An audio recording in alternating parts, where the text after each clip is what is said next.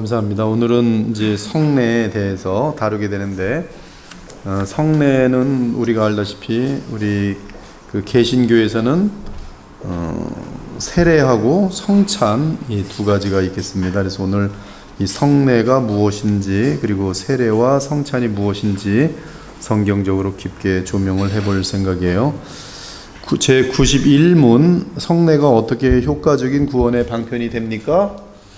성례가 구원의 효과적인 방편이 되는 것은 성례 자체에서나 그것을 집행하는 사람에 의해서가 아니라 오직 그리스도의 축복과 믿음으로 성례를 받는 그들 안에 계시는 성령의 역사심에 의해서만 유효합니다. 네, 성령의 역사는 언제나 어떤 로봇처럼 자동이 아니라 성령은 언제나 우리의 지정의의 설득을 통해서 영향을 미쳐서 우리로 믿음을 갖고 자유의지로 기꺼이 참여하게 하십니다. 그래서 우리는 믿음으로 우리의 자유의지가 동원돼서 하지만 거기에 대한 이제 이니시에이션은 오직 성령께서 하셔서 신비하게 오직 은혜가 되지만 그 오직 은혜는 어떤 자동이 아니라는 거예요. 근데 그런 성경 표현이 이런 것들이 있어요. 골로새 1장 29절 보니까 이를 위하여 나도 내 속에서 능력으로 역사하시는 이의 역사를 따라 힘을 다하여 수고하노라. 신기해요, 말이. 내 속에서 능력을 주시는 분은 하나님이신데 능력을 주실 때 내가 힘을 다하여 수고한다. 여기 힘을 다하여 수고하는 것은 내가 하는데 힘을 다하여 수고하는 그 원인은 능력으로 역사하시는 하나님이신 것을 알려주고 있고요. 고린도서 15장 10절 같은 경우도 그러나 내가 나된 것은 하나님의 은혜로 된 것이니 내게 주신 그의 은혜가 헛되지 아니하여 내가 많이 수고하였으나, 분명히 바울은 말합니다. 내가 많이 수고하였으나 내가 한 것이 아니요 오직 나와 함께 하신 하나님의 은혜로다. 즉 하나님의 은혜는 분명히 하나님의 오직 솔라크라티아 오직 은혜인데, 신기하게 거기에는 그 은혜가 나의 지정을 기쁜 마음으로 감동시켜서 적극적으로 억지로가 아니라 이 강권되어서 너무나 하고 싶어서 그렇게 만들어 놓으시는 마음의 변화를 통하여 우리의 그 수고를 받으시고, 또 하나님께서는 그렇게 행하신 다음에 우리가 한 것처럼 우리에게 이 보상을 하시는 것을 알 수가 있어요. 근데 여기도 지금 보면 성례가 구원의 효과적인 방편이 되는 것은 오직 그리스도의 축복과 믿음으로 세례를 받는 그들 안에 계시는 성령의 역사하심에 의해서만 유효합니다. 여기 내용 속에는 우리가 또한 자원하는 마음으로 성령의 역사에 따라 이제 기쁜 마음으로 성례에 믿음으로 참여하는 것이 포함됩니다. 제 92문 성례가 무엇입니까? 성례는 그리스도께서 세우신 거룩한 예식입니다. 이 예식은 사람이 지각할 수 있는 표징들에 의하여 그리스도와 새 언약의 은혜들이 신자들에게 나타나고 인쳐지고 적용됩니다. 여기 보면 성례는 그리스도께서 세우신 거룩한 예식입니다. 그래서 성례의 권위는 그리스도께 있어요. 우리가 인침이란 단어를 조금 이따 확인할 건데, 이 성례는 누가 인치셨냐 하면 바로 그리스도께서 인치신 예식입니다. 여기 지각이라고 되어 있는데 이 보고 만지고 냄새 맡고 먹고 이 오감을 표현하는 것인데요. 이 성례는 우리의 연약함을 배려하셔서 눈에 보이지 않는 것들을, 하나님의 내적인 은혜를 눈에 보이도록 하면서 눈에 보이는 어떤 것만 있지 않고 눈에 보이는 것을 믿을 때에 이것이 상징이고, 그리고 이것이 예수께서 인치신 실제와 연결되어 있다는 사실을 믿을 때에 이 성례는 우리에게 실질적인 내적인 은혜가 발휘하도록 되어 있어요. 믿을 때에 이 믿는 사람이 그렇게 받고, 이것이 성례가 하나님께서 정하신 그러한 또 합법적인 그 단계에 따라, 합법적인 것은 기름 부음을 받은 주의 종이 교회라는 공동체 속에서 집행할 때에, 예수 그리스도의 권위를 가지고 집행할 때에 그것을 믿음으로 받는 사람은 바로 이것이 지금 그리스도의 권위에 의해서 인쳐진 상징된 바의 실제를 이 맛보게 되는 것이에요. 그래서 신기한 것입니다. 이것은 지금 원래 하나님의 은혜 같은 것들은 보이는 것으로 만들 때는 다 우상인데, 오직 우상이 되지 않는 것은 이 성례, 즉 세례와 성찬밖에 없는 것이. 가톨릭 경우는 이제 칠성사를 만들어서 예수님이 이 성례로 인치시지 않으신 것들까지도 5개가 추가되면서 그들은 우상 숭배의 죄를 범하고 있는 것이 됩니다. 제93문 신약의 성례들은 무엇입니까? 신약의 성례는 세례와 성만찬입니다. 네, 성만찬, 성찬, 주만찬 다 같은 단어입니다. 우리 성경 구절을 봉독해 주시면 감사하겠습니다. 그런즉 심는 이나 물 주는 이는 아무것도 아니로되 오직 자라게 하시는 이는 하나님뿐이니라. 물은 예수 그리스도께서 부활하심으로 말미암아 이제 너희를 구원하는 표니 곧 세례라. 이는 육체의 더러운 것을 제하여 버림이 아니요 하나님을 향한 선한 양심의 간구니라. 너희가 이 떡을 먹으며 이 잔을 마실 때마다 주의 죽으심을 그가 오실 때까지 전하는 것이니라. 그가 할례의 표를 받은 것은 무할례 시에 믿음으로 된 의를 인친 것이니 이는 무할례자로서 믿는 모든 자의 조상이 되어 그들도 의로 여기심을 얻게 하려 하심이라. 그러므로 너희는 가서 모든 민족을 제자로 삼아 아버지와 아들과 성령의 이름으로 세례를 베풀고 내가 너희에게 전한 것은 주께 받은 것이니 곧 주 예수께서 잡히시던 밤에 떡을 가지사. 로마 가톨릭에는 7 칠성사가 있습니다. 칠성사. 그래서 세례를 받으면 그들은 이 세례를 받을 때 자동으로 거듭난다고 그렇게 알려주고 있어요. 그래서 영아 세례 같은 경우는 이제 영아 세례를 받으면서 거듭난다. 거듭나는 것은 천국에 들어간 거기 때문에 가톨릭에서는 그만큼 이 영아 세례 같은 경우는 엄청나게 중요한 것이죠. 또 견지는 그 아이가 이제 신앙 고백을 배우고 교리를 배우고 자기의 신앙으로 이제 가톨릭 교리를 공부하고 이제 입교되어지는 그 가톨릭의 정상적인 그런 회원이 되는 것이고요. 고해성사는 이제 잘못한 것을 사제 앞에 가서 죄를 고해하고 그 다음에 죄 사함을 받을 수 있는 길이고요. 결혼 성체성사는 이제 그들이 이 계속 이제 더 영적으로 힘을 얻으려면 이 성체를 먹는, 그래서 이 미사나 이런 걸 통해서 계속 이제 이 떡을 받아 먹는 그 성사가 이제 성체 성사고요. 성품은 이제 이 가톨릭 사제들을 세울 때 그 이제 공식적으로 다른 주교들과 함께 세우는 그런 서품 또는 성품 성사가 되는 것이고요. 병자는 이제 죽을 때 그들에게 이 죽음을 이기고 또 잘 그 죽음의 단계를 잘 감당할 수 있도록 은혜를 베푸는 그러한 성례, 이렇게 해서 이 모든 것들은 이제 가톨릭의 사제가 집행하는 칠성사가 있습니다. 그러나 종교개혁식의 교회들은 이 5가지는 인간들이 만들어낸 것으로 정하고 오직 예수께서 공식적으로 세우신 성사는, 성례는 세례와 만찬, 성찬밖에 없다는 것으로 그들은 솔라 스크립추라, 오직 성경에 근거하여 그렇게 말하게 됩니다. 그래서 이 교회 내에서의 세례와 성찬은 하나님께서 기름 부어 세우신 그리고 합법적인 어떤 교회에서의 집행이 합법적인 그러한 것이 되겠어요. 왜 그들은 이러한 결론에 이르렀는가?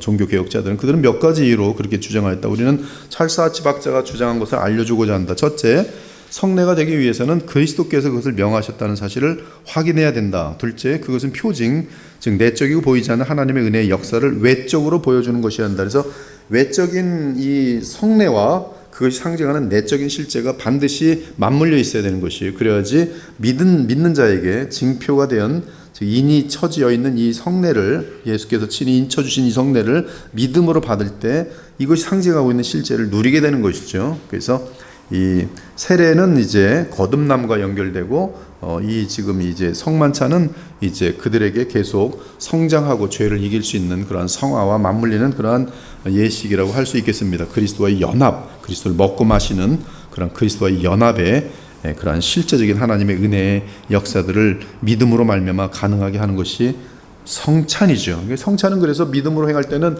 이 복음으로 잘 이해하지 못하는 사람이라 할지라도 성찬에 담긴 복음의 의미를 충분히 알 때는 이 눈으로, 자기의 눈으로 이 성찬을 보면서 그것이 인쳐진 예수 그리스도의 그 십자가의 죽으심과 속량과 살아계신 예수 그리스도의 그 대제사장 직분까지 연결되어 보면서 이 잔과 떡을 먹고 마실 때 그 믿음과 함께 이것에 대한 연결된 그 실제를 눈으로 보기 때문에 이 믿음과 함께 거듭나는 역사도 나타나고 또 실질적으로 힘을 얻고 죄를 벗어 던질 수 있는 그러한 역사들이 성찬에도 나타납니다. 성찬에 대한 이런 바른 이해를 갖고 바르게 믿을 때 그 성찬이 가져다주는 효과는 그것은 무시할 수 없는 것이. 그래서 이제 횟수에 대해서 이제 여러 가지 이제 의견들이 있는데 어떤 교회는 매주 해요.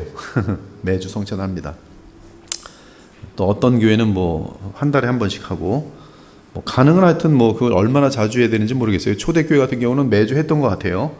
그래서 거기는 이제 성찬이라는 개념보다는 애찬이라는 개념으로 이 사도행전 2장 같은 데를 보면은 이 떡을 떼어 나누어 먹는다는 그 개념이 지금 성찬하고 맞물려 있거든요. 그래서 친교를 하면서도 이제 이 성찬화시켜서 그리스도의 그 어떤 십자가의 속량과 그의 부활하심에 우리에게 주시는 성령의 역사들을 다 연결시켜서 믿었던 그런 내용인 것 같아요. 그러나 이제 그 말씀이 귀로 듣는 복음의 말씀에 대한 효력이 이제 이방인들에게 계속 퍼져나갔을 때 어떤 효과성에 의해서 성경 전체에 대한 이해들도 해야 되고 그래서 이제 아마 저희 교회는 뭐 1년에 한 3번 뭐 그 정도 지금 하는데 뭐 4번 정도 하는 것도 나쁘지 않을 것 같아요. 그러나 더 많을 때는 글쎄 모르겠습니다. 뭐 저도 특별한 거기에 대해서는 여러분들이 목사님 더 많이 하고 싶어요. 정말 너무너무 성찬하고 싶어요. 그러면 전 느리고 싶고요. 뭐 그럴 수 있을 것 같아요. 그러면 매주 합시다. 그러면 글쎄 그러면 그건 또 아닌 것 같고 하여튼 그런 입장입니다. 그만큼 중요하다는 거예요. 첫째, 우리는 그 예식이 영구적, 즉 그리스도께서 오실 때까지 그리스도께서 그의 교회에 명하신 것이라는 사실을 성경에서 보여줄 수 있어야 한다. 이 두 가지는 이것이 다 증언되어 있어요. 마지막으로 그 예식은 그것을 받는 사람들의 믿음을 확인하고 굳건하게 해주는 인침이 있어야 한다. 이것을 믿음으로 받는 자들에게는 정말 믿음을 강하게 하고 성령 충만하게 하고 이제 이러한 역사들이 있어야 되는 것이죠. 이러한 기준에서 볼 때 세례와 성만찬 이 둘만이 성례라고 부를 수 있는 자격을 충족시킨다. 이 두 성례 외에 로마 가톨릭 교회의 다른 예식들과 의식들은 이러한 성경적인 자격을 충족시키지 못하기 때문에 진정한 성례가 될 수 없을 뿐더러 저 같은 경우는 개인적으로 만약에 첨가한다면 그것은 우상숭배라고 볼 수가 있는 것이. 이 성례의 효력, 성례와 관련하여 로마 가톨릭 교회가 저지른 두 번째 주요한 오류는 그것의 효력에 관한 것이다. 로마 가톨릭의 가르침은 성례가 사람의 마음에 하나님의 은혜를 나타내기 위해서는 첫째, 성례가 적절한 방식에 따라 집행되어야 하며 어떻게 보면 굉장히 겹쳐서 옳은 것 같아요. 교회의 규정에 따라 적절한 방식에 따라 집행되어야 하며 둘째는 그것이 사제에 의해 사제가 바른 의도로 집행되어야 한다. 사제가 바른 의도를 갖지 않을 때는 그것은 효력이 없어진다. 그래서 사제가 이 사제가 그 어떤 이 성례를 할 때 바른 의도를 가져야 된다라는 것이 정확하게 명시되어 있습니다. 저도 원문을 쫓아가서 확인했는데요.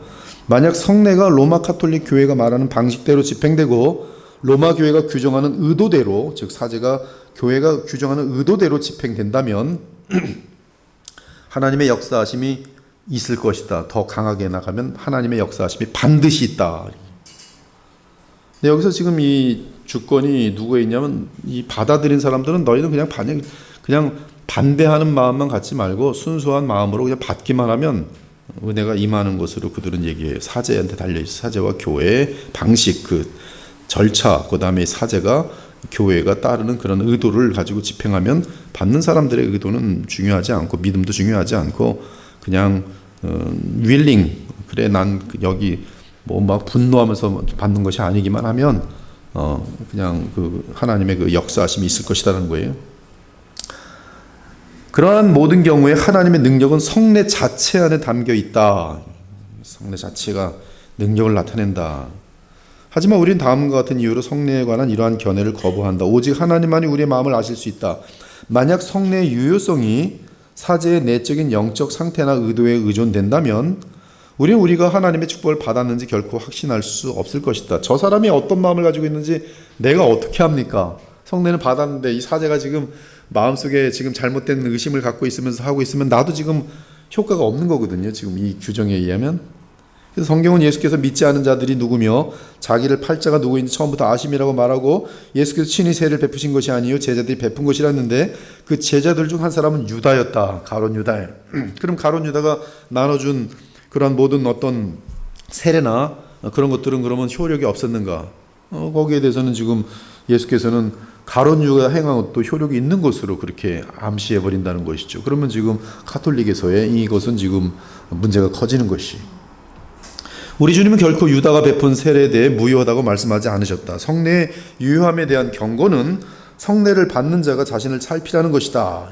물론 이 성례 집행은 타당해야 돼요. 합법적이어야죠. 아무나 가서 그냥 갑자기 지나가는 사람이 내가 성례 베풀 테니까 아무나 와서 성례 드십시오. 이거는 지금 합법적이지 않기 때문에 그거는 있을 수가 없는 것이죠. 그러나 합법적인 성례 집행일 때 정상적인 목회자에 따라 그 사람이 누구든지 간에 하여튼 정상적인 예배 때 교회를 통해서 집행되는 걸 때 이 사람이 누군지에 상관없이 받는 사람이 이제 합법적인 절차예요. 그 사람의 의도는 상관없어요. 그러나 받는 사람이 이것을 가지고 믿음으로 받고 그리스도의 복음과 연결해서 받으면 이 효력은 나타난다는 것입니다. 이것이 지금 이제 개혁주의의 입장이에요. 물론 성례가 바르게 집행되어야 하는 것은 중요하다. 그러나 성례의 유익은 받는 사람의 의도에 달려있지 사제의 의도에 달려있지 않다. 우리는 성례가 바르게 집행되지 않을 때 하나님께서 그 성례를 축복해 주실 것을 거의 기대할 수 없다. 그러므로 지금 이 두 가지가 엔드로 묶입니다.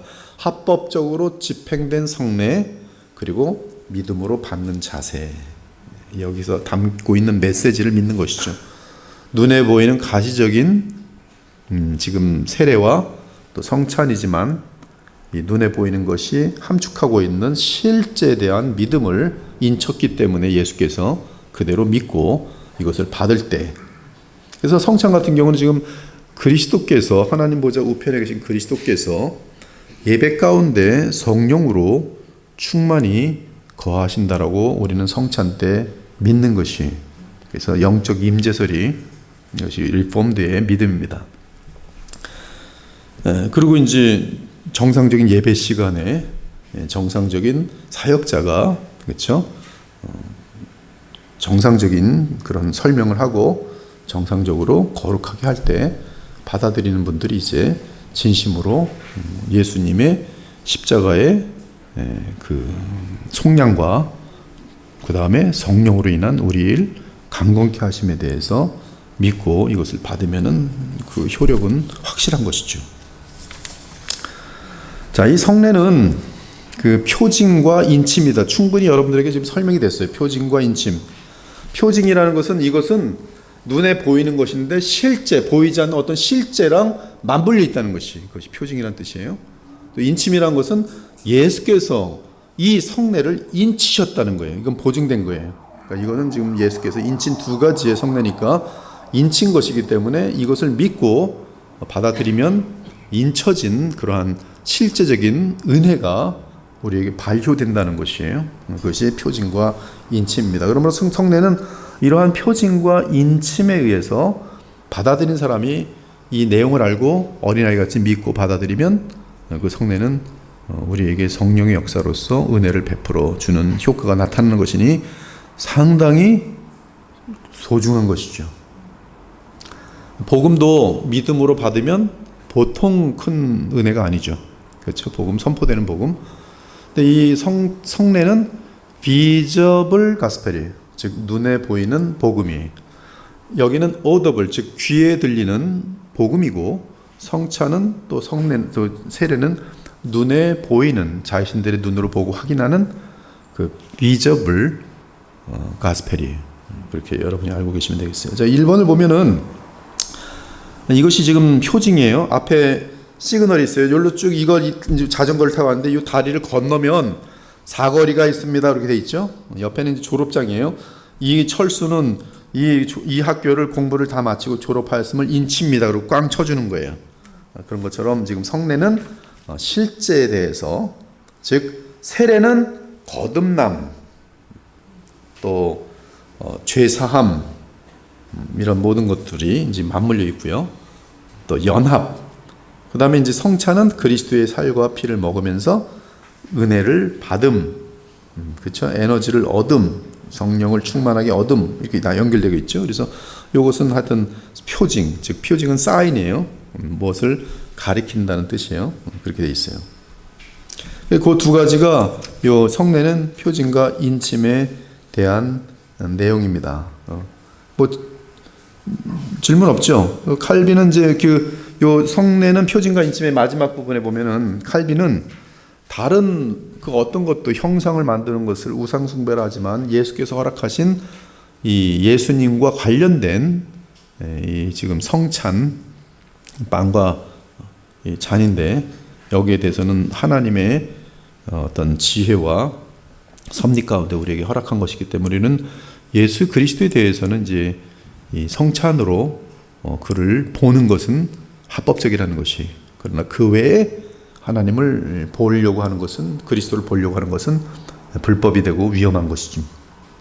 그래서 예수님에 대한 이 어떤 그 영화 같은 것들도 일부러 우리는 성경에서 또 역사 속에서도 예수님 그림 하나 없어요. 근데 사람들이 상상을 해서 그리는 것은 그것은 참일 수가 없기 때문에 보통 보면 백인들은 백인으로 예수님을 그리고 놀랍게도 흑인들은 흑인으로 예수님을 그립니다. 뭐 그러한 그 현상들이 많이 나타나기 때문에 그것은 아예 그림을 보지 않는 것이, 또 동상 같은 것도 마찬가지고, 물론 예수님의 인성이 있어서 그 인성을 나타내는 어떤 상징적인 어떤 그런 그림으로 나타낼 때는 상관이 없겠어요. 그것은 보는 사람이 상징적으로 보기 때문에. 그러나 어떤 실질적으로 무슨 사진 찍은 것처럼 초상화를 그리거나, 그래서 초상화 그린 거 보면 옛날에 그 예수님 사진 기도하는 거 그 벽에 걸어놓고 얼마나 많은 사람이 예수님이 이렇게 생겼는지 알고 머리 길고 코는 딱 튀어나오고, 그건 잘못된 것이죠. 그런 거는 지금 예수님이 원하지도 않는 것이고 성경이 원하지 않는 것인데, 그렇게 해서 얼마나 많은 사람이 예수님 앞에 기도했습니까? 그러나 이거 사실 우상 숭배죠. 예수님을 만날 수 있는 거는 오직 그 지금 이 성찬 세례밖에 없는 것이에요. 가톨릭 같은 경우는 이제 그들이 미사 같은 거 할 때 그것은 떡만 받거든요. 잔은 위험하기 때문에. 그래서 떡을 받는데 기적이 일어나는 경우들이 있어요. 그래서 기적이 일어나면 이제 이 떡을 받았는데 그게 살이 돼요. 혀에 살처럼. 그러면 이제 교황청이 신속하게 보냅니다.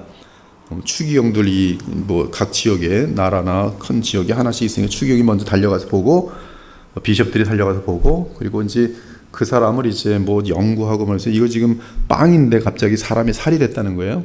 혀에서. 그걸 이제 굉장히 잘라다가 요게 지금 예수님의 진짜 살인 거예요. 예수님이에요. 그래서 요걸 가지고 보관함에 갖다 놔요. 그럼 요 보관함에 갖다 놓은 요건 뭐예요? 예수님이에요.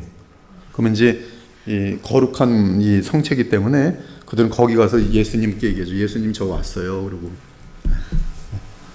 그런 기적들이 이제 중세 시대에 항상 이곳저곳에 많이 발생해서 그런 것들은 이제 지극히 거룩한 거죠. 지극히 거룩한 거죠. 마귀들은 별짓 다 합니다. 그리고 그런 것들도 어디에 속임수가 있는지는 우리가 다 찾아내지 못해요. 그러나 참 신기한 그 우상숭배를 기가 막히게 만들죠. 두 가지 본질이 있는데 마지막으로 한 가지 다뤄볼 필요가 있다. 성례는 외적인 도구만이 아니다. 성례가 거룩한 예식이 되기 위해서는 외적 도구와 이 내적 은혜 사이에 굉장한 밀착된 긴밀한 관계가 있어야겠죠. 그림 1이 알려주는 것처럼 표징은 그것이 언덕 너머에 있는 것과 관련하여 존재할 때 의미를 갖는다. 마찬가지로 성례에서도 하나님의 정하심에 따라 외적이고 감각적인 것은 내적이고 영적인 것과 관련을 갖는다. 그렇게 올바르게 집행된 성례는 결코 무가치하거나 무효하지 않다. 그것은 항상 어떤 의미를 갖는다. 그 의미는 결론적으로는 예수 그리스도와 연결돼야 돼요. 예수 그리스도의 속량과 십자가의 그 부활과 반드시 연결돼야 됩니다. 그리스도와 연결되지 않으면, 그리고 그리스도께서 자신의 몸된 교회, 즉 교회와 연결되게 돼 있어요. 그래서 이 성례는 그리스도의 몸, 또 그리스도 그분과 연합되는 것, 그분 안으로 들어가는 것, 세례 같은 것은 그런 개념이죠. 이 세례는 사실 성령 세례에 대한, 이 성령 세례가 실제고, 세례는 이제 상징이죠. 물 세례. 그래서 이 세례도 이것에 대한 실제에 대한 이 표징인 것이죠. 성찬은 이제 예수님과의 믿음의 연합, 믿음 안에 성령으로 연합된 것을 가지고 이게 실제죠. 그것을 이제 우리는 그분의 살과 피를 먹는 어떤 행위, 눈으로 보이는 행위를 함으로 말미암아 이 실제 상징되어지는 이 실제를 우리는 믿음으로 이제 누리게 되는 것이죠. 그래서 그리스도와의 연합은 우리의 모든 그 이 신앙의 요소에 있어서 모든 유익을 가져다주는 최고의 그런 신비이기 때문에 우리는 그리스도의 연합 부분에 결국 이 성찬이 맞물려 있는 것을 볼 수밖에 없습니다. 이것이 세례, 그 성례는 세례와 성찬 두 가지인데 이 성례에 대한 바로 핵심을 간단하게 설명했어요. 그것은 바로 표징이라는 것과 예수께서 인치신 공식적인 그러한 거룩한 예식으로서 그것은 그 허공에 있는 것이 아니라 그것이 상징하고 있는 실제, 그 실제가 우리에게 설명되어져서 그 실제를 우리는 누릴 수 있어야 된다. 그러면 세례는 무엇을 실제를 바라보게 하고 성찬은 어떤 실제를 바라보게 하는지, 그 믿음을 갖게 하는지 거기에 대한 내용을 이제 세례와 성찬으로 나누어서 이제 설명을 해야겠습니다. 제94문 세례가 무엇입니까? 세례는 성부와 성자와 성령의 이름으로 물로 씻는 성례이고 우리가 그리스도께 접붙여진 것, 은혜 언약의 유익에 참여하게 된 것, 주님의 것이 되겠다는 우리의 약속을 의미하고 인치는 것입니다. 여기는 지금 그 세례와 관련한 모든 것이 다 들어있어요.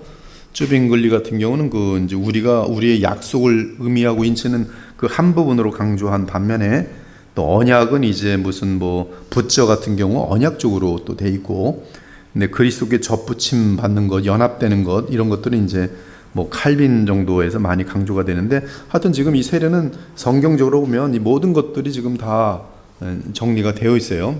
같이 성부와 성자와 성령의 이름으로 물로 씻는 성례고, 씻는다, 죄 씻음. 죄 씻음은 죄 사함과 또 죄를 씻겨내시는 화목제물의 그 역할까지가 다 포함된 단어입니다. 지금 디도서에 보면은 그런 단어들이 나오는데요. 중생의 씻음과 성령의 새롭게 하심, 중생의 씻음, 이게 지금 죄 사함 플러스 중생으로 인한 이 에베소 지금 또 5장에도 보면 그 물로 씻음, 그 주의 보혈로 말씀으로 씻음, 이렇게 다 연결되는 것인데요. 하여튼 이 죄사함으로 칭의됨과 함께 그가 이제 계속 그 이후에 신앙생활 해나가면서 회개하고 또 그리스도를 믿는 과정 속에서 그의 이제 죄성들이 씻겨 나가는 그러한 내용까지 포함된 것이 지금 이제 그 시작이 지금 이제 세례로 지금 시작되는 것을 보여주고 있어요. 그리고 다짐 같은 경우는 이제 이분이 이제 이 공동체 속에 들어왔고 새 언약의 이제 혜택을 받는 사람이 되었다는 하나님과 사람들 앞에서의 세례 의식이 집행되는 것이죠. 제95문 세례는 어떤 사람에게 베풀어야 합니까? 가시적 교회 밖에 있는 사람들이 그리스도를 믿는 믿음과 그분께 대한 순종을 고백하기 전까지는 그들 중 누구에게도 세례를 베풀어서는 안 되지만 가시적 교회의 회원의 유아는 세례를 받아야 합니다. 세례는 오직 그리스도를 믿는 믿음을 확인하고 세례를 베풀어야 된다는 사실이 가장 중요하죠.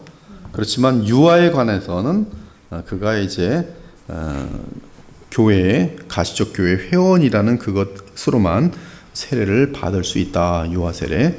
자, 성경 봉독하겠습니다.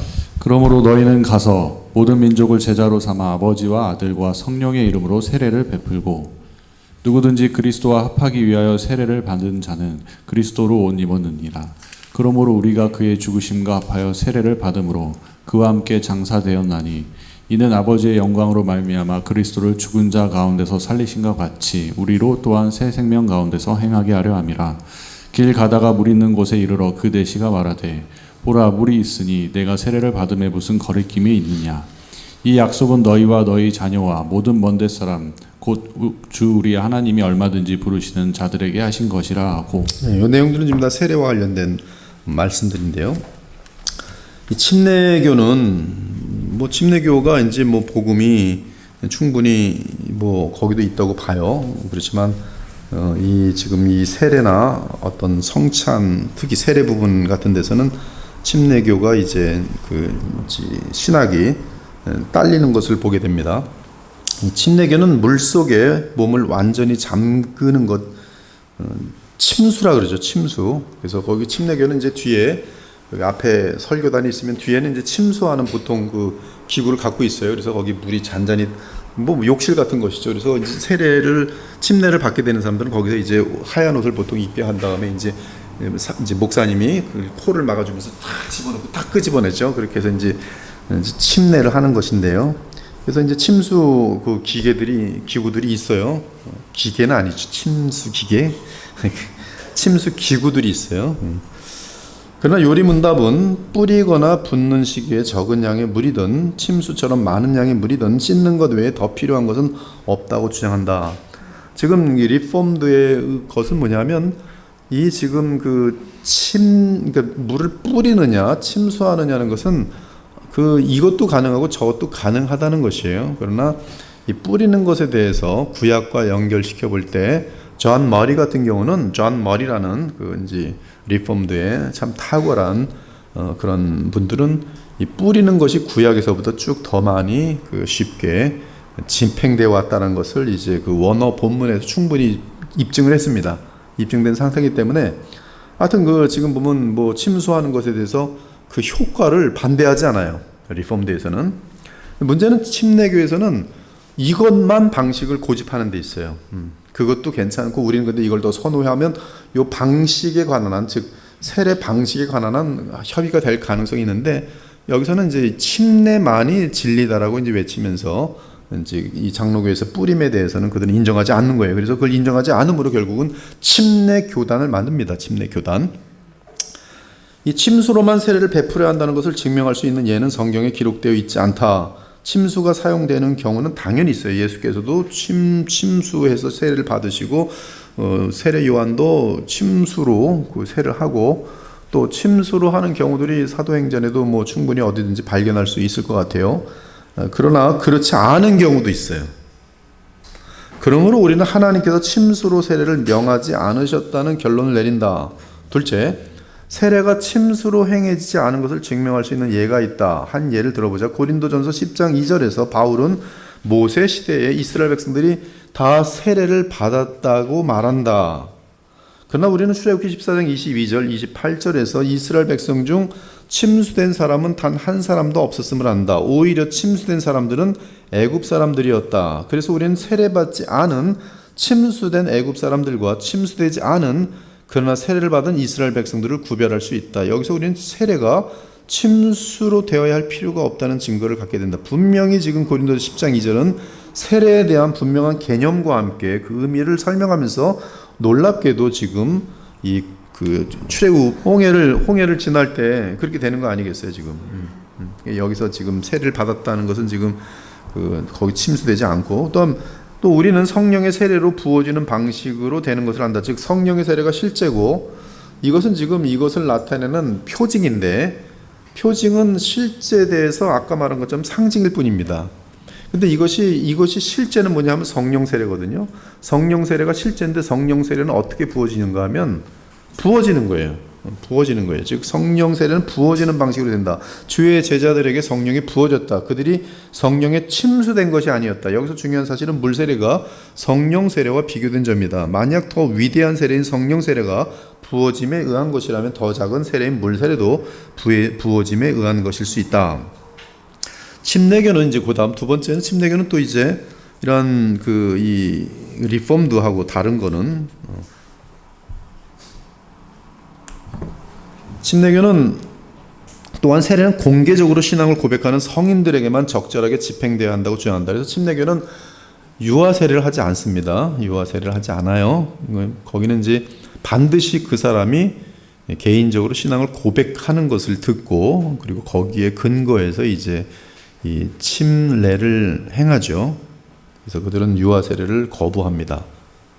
그들은 유아들은 세례가 표징하는 회심의 경험이 없기에 즉 회심이 없는 자들을 세례한다는 것은 그것은 예수 그리스도의 그 거룩한 보혈과 이런 것들을 무효시키는 지금 아이는 고백할 수도 없는 아이를 세례 줘서는 안 되는데 오직 그 자신이 스스로 책임지고 고백하는 자에게 회심을 확신하는 자에게만 세례를 주는 것이 맞는데 그러므로 이제 이러한 그 개혁주의는 옳지 않다.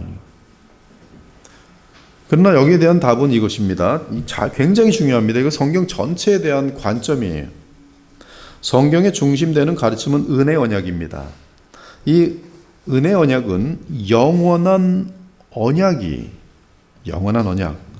은혜 언약의 핵심은 누굽니까? 오직 예수예요. 구약이든 신약이든 구원에게는 오직 예수밖에 없어요. 죄사함에게는 오직 예수밖에 없어요. 구약에서는 오실 메시아를 바라봄으로 구원받은 것이고 신약에서는 이미 오신 그리고 이루어진 속량을 믿음으로 구원받는 것이, 그리고 이 예수 그리스도는 태초부터 하나님의 어린 양입니다. 그러므로 태초부터 시간을 전부 아우르는 영원한 그런 은혜 언약인 것이 하나입니다. 이것은 모든 역사를 통해 실행되는 하나의 구원의 계획이 있음을 의미합니다. 또한 모든 시대를 통틀어 하나의 교회, 즉 구약교회, 신약교회는 모두 이 어떤 방법만 틀린 것이지 같은 하나님의 백성이 그리스도 안에서, 그것이 우리가 지금 이사야서를 통해서도 매번 확인되어지는 분명한 메시지입니다. 이 언약이 실행되어 왔던 방식은 변했지만 언약 그 자체는 변함이 없어요. 예를 들어 봅니다. 거기 보면 한 영원한 언약이 있습니다. 그 한 영원한 언약은 예수 그리스도의 십자가 속량 및 그의 중보 사역입니다. 즉 그리스도예요. 신약에서는 구약에서는 할례가 있고요.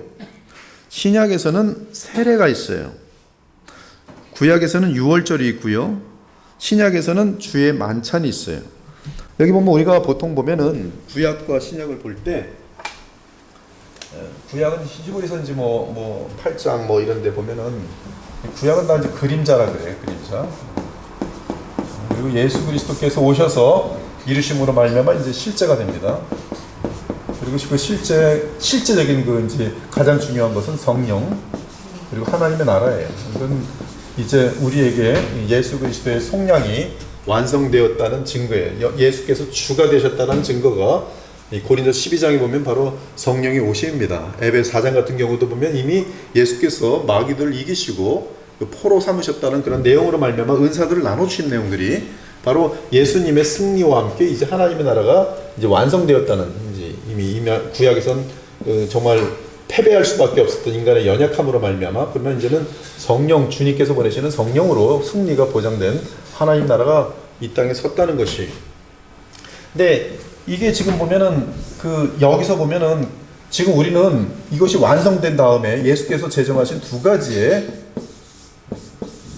성례를 행합니다. 그것이 뭐냐면 세례와 성찬이에요.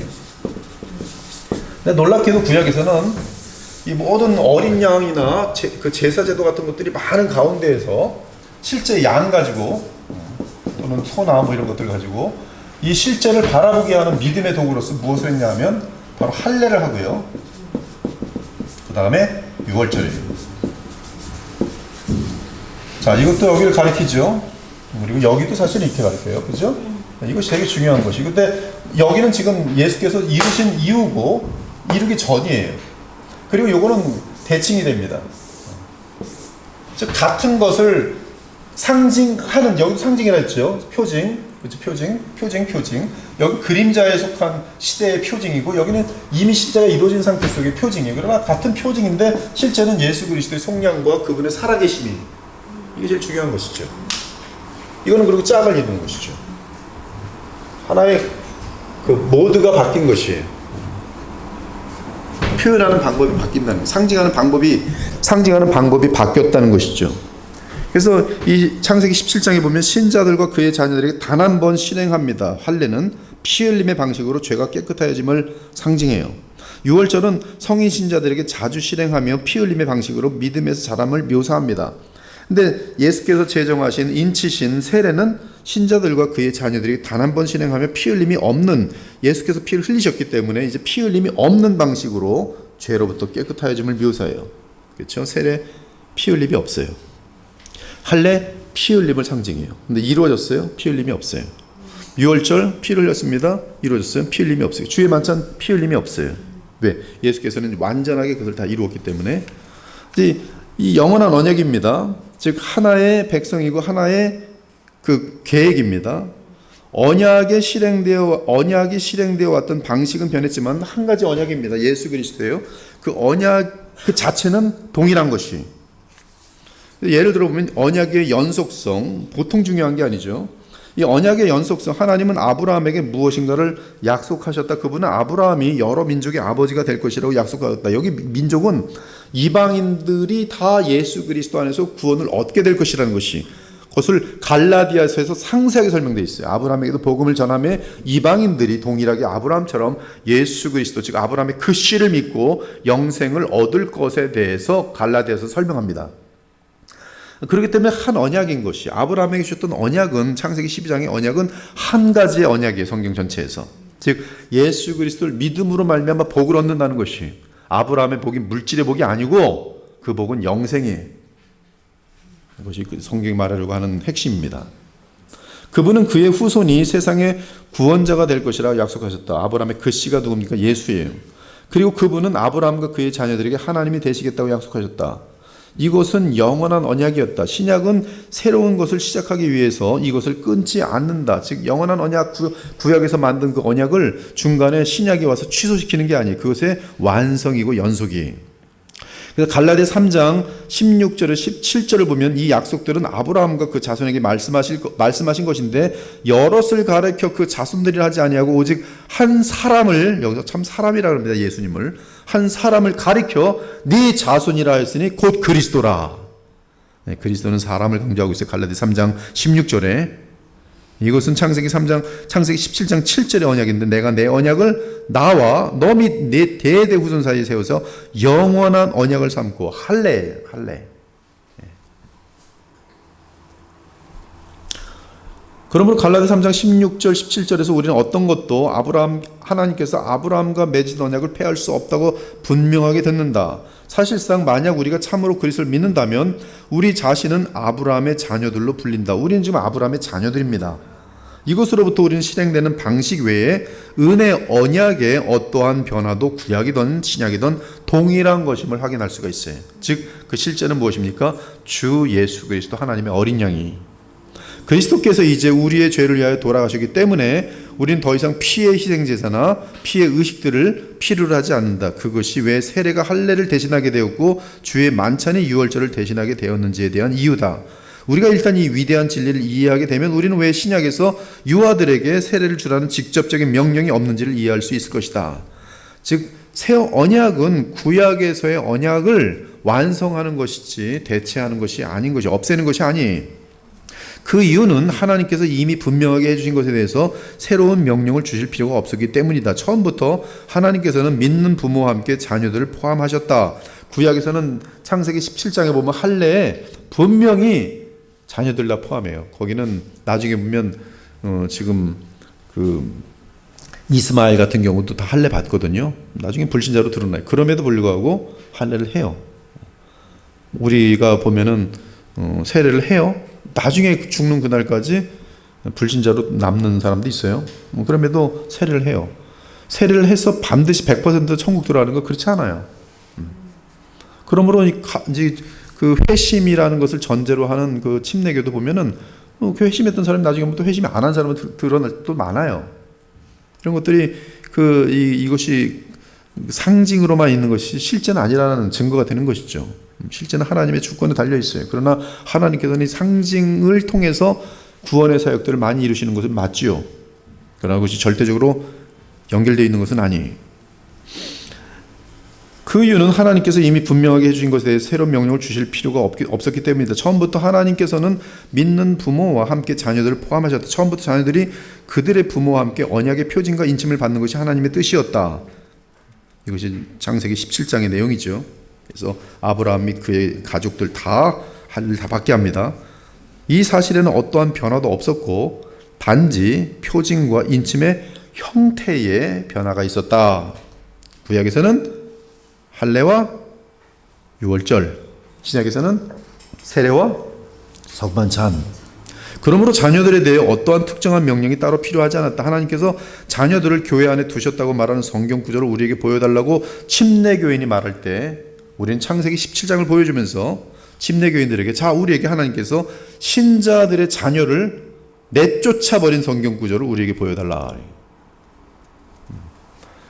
또한 우린 정황상 초기 신약 교회에서 아이들이 세례를 받은 사실을 추정할 수 있습니다. 우리는 단순한 예로 이러한 정황적인 증거를 찾을 수가 있는데 고린도전서 7장 14절에서 바울은 적어도 부모 중 어느 한쪽이 그리스도인이면 그 가족에서 태어난 자녀는 거룩하여짐이라. 그래서 아내들은 남편이 헤어지자고 말하지 않는 한, 즉 불신자가 헤어지자고 말하지 않는 한 그 남자랑 같이 살 것이며, 또한 남자라도 불신자 여자가 같이 살고자 하면 같이 살아야 할 것이며 차면 안 됩니다. 우리는 차임을 당하는 거 괜찮지만 차면 안 돼요. 그러면서 하는 말이 자녀가 거룩하여짐이라. 이때 이 거룩하다는 말은 성도란 뜻인데 이 자녀들은 지금 유아들을 성도라고 부르고 있다는 것이 정황으로 볼 때, 그러므로 우리는 유아들 또한 세례를 받았을 것이라는 결론을 내립니다. 다시 바울의 에베소서에서 바울은 자신의 편지를 에베소에 있는 성도들에게라고 기록하면서 시작하는데 6장 가서는 아이들에 대해서 직접 말합니다. 우리는 바울이 아이들도 교회의 구성원으로 여겼음을 알 수가 있는 것이 정황적으로.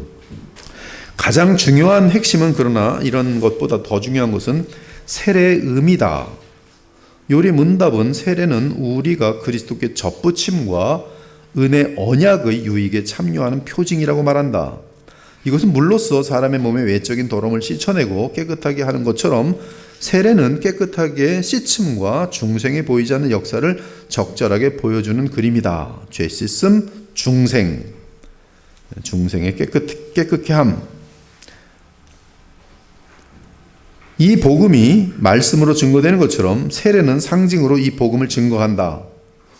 그리고 이것은 세례가 요리 문답의 앞의 질문에서 이미 다루었던 것 같은 동일한 진리를 상징한다. 우리는 구원의 서정 오르도 살루티스에서 구속의 적용 과정을 배웠다.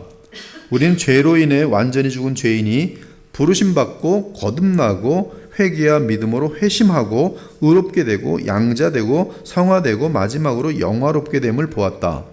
그리고 사람은 이러한 단계들을 확신하면서 그리스도와 생명의 연합을 하고 그리스도를 통하여 하나님과 연합한다. 우리가 그리스도와 연합하게 되는 것은 단회적인 사건들이 먼저 반드시 있어야 되는데 중생, 회심, 칭의, 양자됨이, 근데 이러한 것들은 오직 단 한 번, once for all, 단 한 번 발생해서 영원한 효력을 갖는 것이, 누구도 중생을 두 번 경험하지 않는다. 누구도 두 번 회심하거나 두 번 칭의를 받거나 두 번 양자가 되지 않는다. 이것은 죽음에서 생명으로, 아담에서 그리스도로 단 한 번 영원히 옮겨진다고 말하는 것과 같다. 그러한 이유로 세례는 누구에게든지 단 한 번만 집행되어야 한다.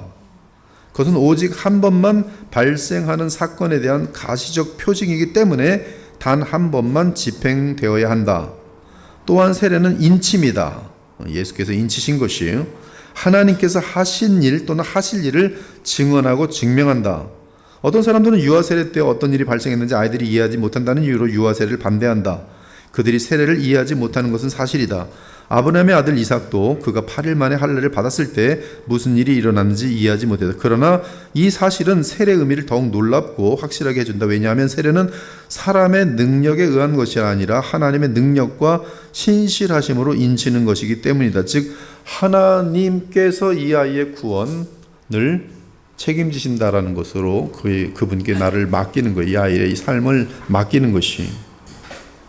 그래서 언약의 자녀가 세례를 받을 때 그는 무엇이 일어나고 있는지 알지 못하지만 여러 해가 지난 후에 하나님께서는 그를 자신에게로 부르실 것이다. 그때 하나님께서는 성령의 능력으로 그를 거듭나게 하실 것이다. 즉 하나님의 신실하심 안에서 지금 유아 세례라는 것이 전제되어 있다는 것이죠. 그러므로 우리는 유아 세례를 받고 그 아이가 불신앙에 있을 때도 이 세례받은 것에 대한 이 믿음을 갖고 주님께 우리는 간절히 기도할 수가 있어요. 이 아이는 어렸을 적에 주님의 그 인치심을 받고 세례를 유아 세례를 받은 아이인데 주님 그때 우리는 은혜의 언약 아래에 있었고 그러기에 이 아이가 빨리 주님께로 돌아오길 원하나이다. 우리는 그 유아 세례에 대한 인침의 근거에서 하나님께 간구할 수가 있는 것이 그럼에도 그 주권은 여전히 하나님께 있어요. 그래서 지금 보면은 이 뒤에 이제 에서가 나오는데요. 에서 같은 경우도 다 할례를 받았어요. 그러나 하나님께 그의 영원한 구원은 하나님의 손에 있다는 사실이 다시 한번 확증되어지는 것이죠. 그분은 그를 의롭다 하시고 양자 삼으신다. 그리고 만약 그 사람이 지금 자신에게 이러한 일을 조금이라도 이해한다면 그는 하나님이 찬양받으시기에 합당한 분이심을 이해하게 될 것이다. 즉 내가 구원받는 것이 아니라 하나님의 은혜로 구원받음을 고백하는 것이 유아 세례와 맞물려 있는 개념인 것이죠. 나는 이제 이 세례 성례가 참으로 하나님의 신실함과 자비하심을 말하고 있음을 안다. 나중에 이제 거듭나서 유아 세례를 돌아볼 때 그 신자는 그렇게 고백할 수가 있는 것이 결론적으로 우리는 두 가지를 강조한다. 첫째, 세례의 유효함은 잘 들으셔야 돼요. 세례의 유효함은 그것을 집행하는 순간에 달려있지 않다. 이 주장은 누가 하는 겁니까? 가톨릭이 하는 것이에요.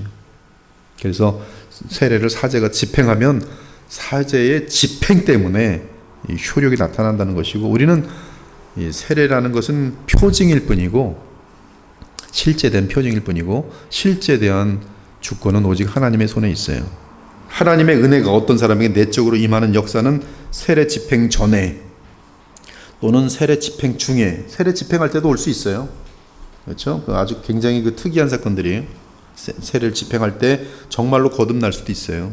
그러나 그러려면 그 순간에 복음에 대한 성령의 역사가 복음을 충분히 이해하게 하면서 예수 그리스도를 나의 구주로 모시고 그리스도 안에서 하나님과의 어떤 교통이 진행되는 것인데 글쎄 이러한 사례들이 얼마나 정말 뭐라고 어떻게 표현할지 모르겠어요. 하여튼 딱 세례를 딱 주는데 세례 전에 세례 후에 또 세례 후에 찾아올 수 있는데 딱 집행 중에 하여튼 이건 지금 하여튼 여러 그 시간에 종속된 것이 아니라는 것이죠. 지금 이것은 지금 하나님의 영원한 경륜에 따른 것이지 세례라는 것은 이런 어떤 언약 집행에 대한 공식적인 그런 것인 것을 알 수 있어요. 물론 이제 어른들에게는 이제 믿음을 확인하는 것이 가장 중요하고요.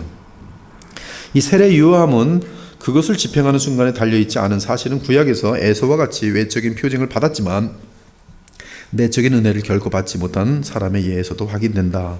둘째, 우리는 세례를 받을 그때 한 번만 세례가 중요하다고 생각해서는 안 된다. 대의리 문답은 우리가 평생 이 받은 세례가 어떤 의미인지를 알고 언제나 나는 단 한 번 받지만 어떤 사람들은 그 가정에서 이제 그 기독교 가정에서 모태 신자라는 사람들은 보통 보면 거의 잘 몰라요. 잘 몰라요. 이제 유아 세례 받고 그러다가 교회는 평생 다니죠. 어렸을 적부터 9살도 다니고 10살도 다니고 막 그럽니다. 근데 그러다가 이제 어느 날 이제 믿게 되는 것이죠. 믿게 되면은 이 모든 과거에 배웠던 모든 은혜들이 다 이게 자신에게 이제 다시 잘 정립이 되면서 많은 그런 어떤 하나님의 은혜에 대해서 하나님의 주권에 대해서 한없이 감사하게 되는 그런 것을 볼 수가 있어요. 한마디로 하나님의 은혜로 그리스도 안에서 나타나는 그것이 세례와 성찬이 갖고 있는 실제에 대한 표현이라는 것이죠. 눈에 보이는 이 모든 것을 뭘 요구하고 있어요? 그리스도를 믿고 그리스도와 연합하도록 하는 믿음을 요구하고 있어요. 성령의 역사로 말미암아. 그래서 성찬은 특별히 그리스도의 몸의 연합함을 통한 성화와 맞물려 있고 이 세례는 이제 그 모든 것에 단번에 영원히 성령 안에서 구원받으면 영원한 영생을 얻음에 대한 확증인데 그 확증은 그 표징에 맞물려 있지만 표징이 핵심이 아니라 바로 하나님의 주권이 핵심이라는 사실이 바로 이 성례 가지고 있는 개혁 리폼드에서의 그런 관점인 거예요. 그러므로 나는 세례 받았기 때문에 구원받았다. 이것은 성립이 안 돼요. 그러나 나는 세례 받음으로 예수 그리스도를 알고 그분을 바라봅니다. 이거는 세례에 대한 굉장히 정확한 맞물림이 되면서 그에게는 구원이 이미 이루어졌다고 볼 수가 있는 것이죠. 그래서 우리는 이 두 가지의 성례를 통해서 결국은 이제 분명한 복음이 설명되어져서 그 거룩한 예식을 집행해야 될 의무가 있는 것입니다. 그래서 세례 베풀 때도 그렇고 성찬할 때도 그렇고 반드시 이 사역자는 거기에 대한 간단한 설명을 할 수밖에 없도록 돼 있어요. 그래서 저 같은 경우도 보면 근데 설명이 좀 바뀌어요. 하도 의미가 많으니까. 사실 이 성찬 같은 경우는 예수 그리스도의 십자가의 죽으심 그 정도의 의미만 있는 것이 아니라 사실 하나님 나라까지도 다 보여주고 있는 것이 성찬입니다. 성찬은 하나님의 나라의 실제를 다 보여주고 있고 거기서의 평등함, 이제 그런 영광이 다르지만 다 동일하게 떡을 떼는 평등한 이런 것들이 다 설명되어지는 것을 볼 수가 있어요. 이제 성찬인데요. 제 54과 성찬이 제 96문 성찬이 무엇입니까? 성찬은 성례이며 그리스도께서 정하신 대로 떡과 포도주를 주고받음으로써 그리스도의 죽으심을 나타내 보이는 예식입니다. 육체와 정욕을 따르지 않고 오직 믿음으로 성찬을 합당하게 받는 자들은 그리스도의 몸과 피에 참여하는 자가 되며 그 모든 혜택을 받고 은혜 안에서 영적인 양육과 성장을 얻게 됩니다. 제 97문 성찬을 합당하게 받기 위해 무엇이 요구됩니까? 성찬에 합당하게 참여하고자 하는 자들에게 요구되는 것은 자신들의 지식으로 주의 몸을 분별하고 그리스도를 먹고 마시는 그들의 믿음과 그들의 회개와 사랑과 새로운 순종을 스스로 살펴보아야 합니다. 즉 자신들에게 임할 심판을 먹고 마시지 않도록 성찬에 합당하지 않게 참여하지 않도록 해야 합니다. 이 굉장히 이제 지금 중요한 설명을 하는데요. 이 설명을 바르게 듣지 않으면은 인간은 자기 의 때문에 성찬을 안 받을 수가 있어요. 나는 지난 일주일 동안 담배 피지 말라는데 담배를 펴버렸네. 아유, 오늘은 성찬 받지 말아야지. 요건 지금 자기 의에 속아서 성찬을 거절하는 경우예요. 성찬을 받으라면서 목사님께서 일주일 동안 경건하게 살라 그랬는데 토요일 날 내내 부부싸움만 한 거예요. 아침에 와서 부부싸움한 주제에 무슨 성찬을 받아 그러고 안 받아요. 이런 지금 다 성찬에 대한 굉장히 큰 오해고, 그렇게 함으로 말미암아 하나님께서 우리에게 주시려는 은혜를 거절하는 무례함과 오만과 못난 무식한 그런 반응이 돼버려요. 그래서 이 성찬에 대해서 오늘 여러분들 되게 잘 설명을 듣는 거 참 중요한 것 같아요. 성경 봉독하죠. 또 떡을 가져 감사기도 하시고 떼어 그들에게 주시며 이르시되 이것은 너희를 위하여 주는 내 몸이라 너희가 이를 행하여 나를 기념하라 하시고 저녁 먹은 후에 잔도 그와 같이 하여 이르시되 이 잔은 내 피로 세우는 새 언약이니 곧 너희를 위하여 붓는 것이라. 우리가 축복하는 바 축복의 잔은 그리스도의 피에 참여함이 아니며 우리가 떼는 떡은 그리스도의 몸에 참여함이 아니냐. 사람이 자기를 살피고 그 후에야 이 떡을 먹고 이 잔을 마실지니 너희는 믿음 안에 있는가 너희 자신을 시험하고 너희 자신을 확증하라. 우리가 우리를 살폈으면 판단을 받지 아니하려니와 사랑을 추구하며 이러므로 우리가 명절을 지키되 누르기 없이 오직 순전함과 진실함의 떡으로 하자. 그러므로 누구든지 주의 떡이나 잔을 합당하지 않게 먹고 마시는 자는 주의 몸과 피에 대하여 죄를 짓는 것이니라. 이 8번하고 3번이 굉장히 무겁죠. 무섭고, 사람이 자기를 살피고 그 후에야 이 떡을 먹고 이 잔을 마실지니, 또 이게 반복이 돼요. 그러므로 누구든 주의 떡이나 잔을 합당하지 않게 먹고 마신 자는 주의 몸과 피에 대하여 죄를 짓는 것이니라. 잔을 합당하지 않게 먹고 마시는 자, 아까 설명했죠. 목사님이 2주 후에 성찬이 있습니다. 이분부터는 조심해야지. 그래서 평소에 자기가 죄라는 것을 딱 안줬어요. 2주 난 성공이다. 나는 이제 성찬을 받을 자격이 돼. 이것도 지금 굉장히 문제가 있는 거죠. 지금 우리가 상식적인 이런 복음적인 이해가 아니라 자기의 상식적인 그러한 사고방식 속에서 얼마나 실수를 할 수 있는 내용들인지를 볼 수 있는 것이에요. 지금까지 어쩌면 여러분이 그렇게 이해했을 수도 있겠어요. 뭐 한 사람 한 사람 당신 왜 성찬 오늘 받았습니까? 안 받았습니까? 물어볼 수도 없고. 근데 두 가지가 있어요. 어떤 사람은 정말로 받지 말아야 되는데 받는 사람이 있고, 어떤 사람은 받아도 되는데 안 받는 사람이 있고, 둘 다 이제 하나는 죄를 먹고 마신 것이고 하나는 은혜를 충만하게 받을 수 있는 이 복음을 듣고 막 성령으로 충만할 수 있는 기회를 놓쳐버린 것이 굉장히 중요한 내용입니다. 자, 성경은 성찬 제도에 대해 네 가지 본문을 알려준다. 여기서 우리는 이 성례를 거행하면서 단순성과 장엄성을 본다. 그러나 바로 이 성례는 복음의 가장 큰 부패의 중심이 되어 왔다. 지금 이 성찬은 루터파, 카톨릭, 또 아나베프티스트 뭐 다 굉장히 그 입장이 틀려, 해석이 틀리고, 그래서 오늘 이걸 잘 다뤄야 돼요. 요리문답의 진술은 이러한 왜곡에 주의하도록 구성되어 있다. 자, 성찬, 또 주의 만찬 또는 성만찬 다 같은 단어예요. 그래서 어떤 너무나 너무 쓸데없이 단어 가지고 말장난하는 목사님들은 이거 가지고 또 싸워요. 주만찬으로 해야 된다, 성만찬 이런 거 쓰면 안 된다.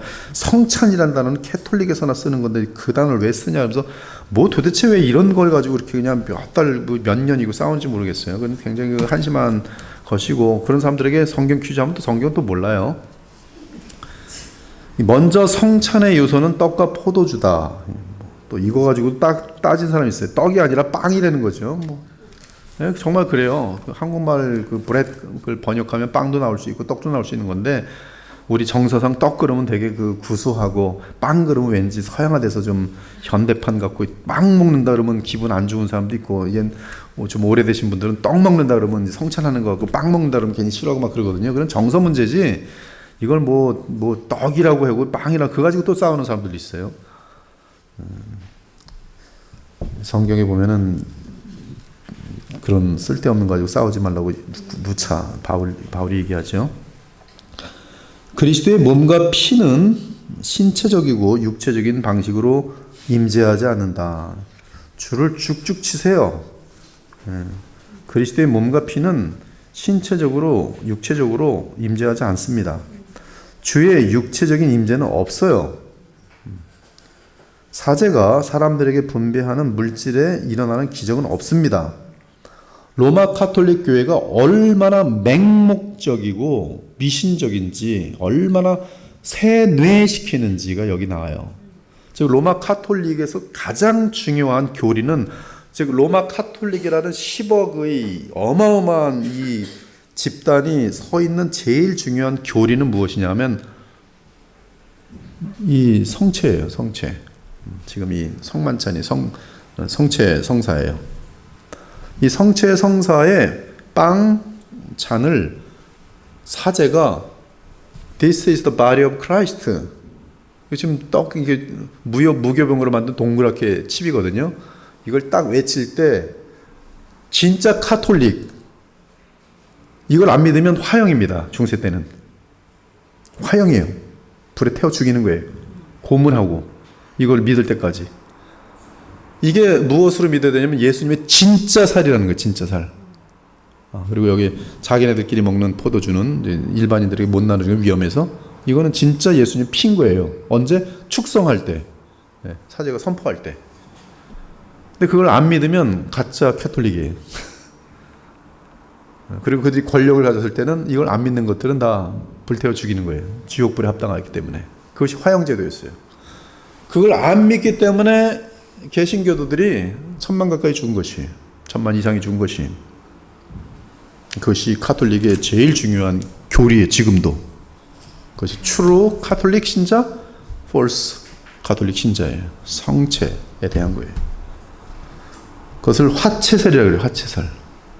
즉 정말로 이 웨이퍼는 예수님의 살이라는 거예요. 이건 사람의 눈으로 볼 때는 과자지만, 아니면 병 또는 떡 아니면 빵이지만, 그러나 내면에 보이지 않는 것은 예수님의 실제 살이로 변화됐다는 거예요. 토마스 아퀴나스의 어떤 물질이나 이런 것들의 속성과 비속성 이런 여러 가지 개념을 가지고서 이제 그런 논리를 전개시킵니다. 그럼 사람들은 저 분명히 웨이퍼인데, 즉 병인데, 떡인데, 그래도 저렇게 엄청난 분들이 예수님의 살이라니까 믿어야지. 그리고 다음부터는 정말 아이같이 믿는 거예요. 근데 이것은 쇠뇌란 말이에요. 쇠뇌. 집단 쇠뇌. 10억이 쇠뇌돼 있어요. 뭐 지금이야 뭐 안 믿어도 믿는 척하고 그냥 그런 시대니까 상관없어요. 요새 뭐 카톨릭 신자들도 거의 안 믿어요. 그냥 가서 믿는 척하고 또 그렇고 다 대충 집어 던지고 하는 거지. 그냥 종교적인 분위기가 굉장히 크잖아요. 당당 치고 뭐 춤도 추고 뭐 향도 뿌리고 막 이러고 뭐 옷도 얼마나 복잡합니까? 꽃갈고도 쓰고 뭐 이러면서. 이 주의 육체적인 임재는 없어요. 사제가 사람들에게 분배하는 물질이 일어나는 기준은 없어요. 지금 사람들은 그렇죠. 그게 뭘 상관이 있냐고 뭐 카톨릭 가서 종교적인 분위기에서 거기서 예배드리나 뭐 그걸 그냥 뭐 빵이니 뭐니. 아니 목사님 도대체 종교개혁이라는 것은 왜 그거 가지고 아직도 싸움질합니까? 이런 사람이 있어요. 왜 교회가 이런 얘기를 또 오늘도 끄집어내서 중세 때 있었던 종교개혁 때 있는 싸움을 또 지금도 왜 합니까? 왜 합니까? 하나님이 원하시니까 하는 거예요. 하나님이 무엇을 기뻐하시는가? 하나님의 아들 예수 그리스도의 몸과 피를 그렇게 장난작으로 만들어버린 그거에 대해서 가장 분노하시는 분이 누구냐면 하나님, 그의 아들 예수 그리스도. 그렇기 때문에 그분을 가장 사랑한다면 이 부분에 대해서는 분노와 끝까지의 싸움이 되는 거예요. 그리고 여기에 마귀가 틈타 있다는 사실을 인식하고 있을 때 절대로 이런 것들은 말싸움이 아니죠. 무슨 정치 싸움도 아니고 진리 싸움이, 하나님 편의 싸움이, 이거야말로 싸워야 되는 것인데요. 그러나 신앙이 그냥 아무렇게나 믿는 사람들은 또 싸우는 것처럼 보이죠. 그냥 아무렇게나 잘 믿으면 되는 거예요. 이 사람은 그냥 이단 가서 아무렇게나 잘 믿으면 되고, 아무렇게나 성경이 이거라 그러면 이거 성경 지어낸 거라면 그것도 믿으면 되고, 사람 사이좋게 서로 싸움 안 하면 되는 거예요. 너만 잘 먹고 나 잘 먹고 오늘도 행복하게 서로 사이좋게 지내면 되는 거예요. 근데 그것이 진리가 아니란 말이에요. 그게 신앙생활이 아니란 말이에요. 그러면 지금까지 수천 년 동안 지의 진리를 위해 싸운 사람들은 뭡니까? 선지자들은 뭡니까? 구약에서.